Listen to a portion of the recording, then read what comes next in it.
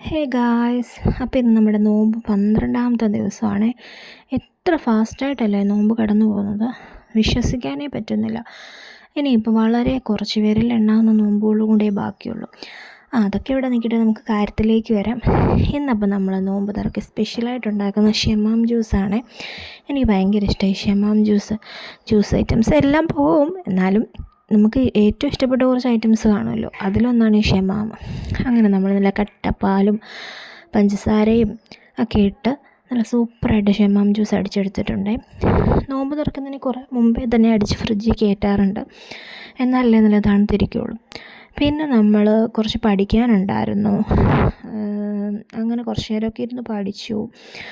പഠിക്കാനിരിക്കുമ്പോഴേ ഉറക്കം തൂങ്ങും, പിന്നെ പഠിച്ചില്ലേ പറ്റൂ. ഇങ്ങനെയൊക്കെ നമ്മളിങ്ങനെ പഠിച്ചുകൊണ്ടിരിക്കുമ്പോൾ നമ്മുടെ പണ്ടത്തെ കാലഘട്ടത്തിലേക്കൊന്ന് പോകും.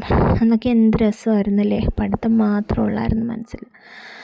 കഥ പറഞ്ഞിരുന്ന സമയം പോയത് അറിഞ്ഞില്ല. അങ്ങനെ നമ്മൾ നോമ്പൊക്കെ തുറന്നു.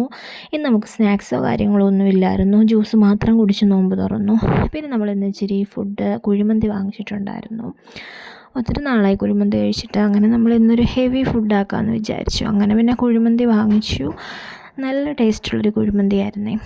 അങ്ങനെ അതൊക്കെ ആസ്വദിച്ചിരുന്ന് കഴിച്ചു. എനിക്ക് പൊതുവേ ഈ കുഴിമന്തി പണ്ടൊക്കെ ഇഷ്ടമായിരുന്നു, പക്ഷെ ഇപ്പോൾ എന്തോ ഒരു താല്പര്യക്കുറവാണ്. ഈ ഗ്യാസിൻ്റെയൊക്കെ പ്രോബ്ലംസൊക്കെ വരുമ്പോൾ നമുക്ക് മടുപ്പായി പോയില്ലേ. പിന്നെ അതൊക്കെ കഴിച്ചൊന്നല്ല ആസ്വദിച്ച്. അത് കഴിച്ചുകൊണ്ടിരുന്നപ്പോഴാണ് എന്നെ ഇക്ക വിളിച്ചത്. ഇടി ഇങ്ങോട്ട് ഇറങ്ങി ഓടി വന്ന് ഒരു കാഴ്ച കണ്ടു എന്ന് ചോദിച്ചു.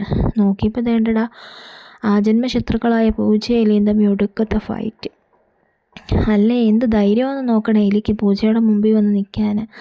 എന്തോ തിക്ക് ഫ്രണ്ട്സിനെ പോലെ അവർ രണ്ടുകൂടി ഇരുന്ന് കളിക്കുന്നത്.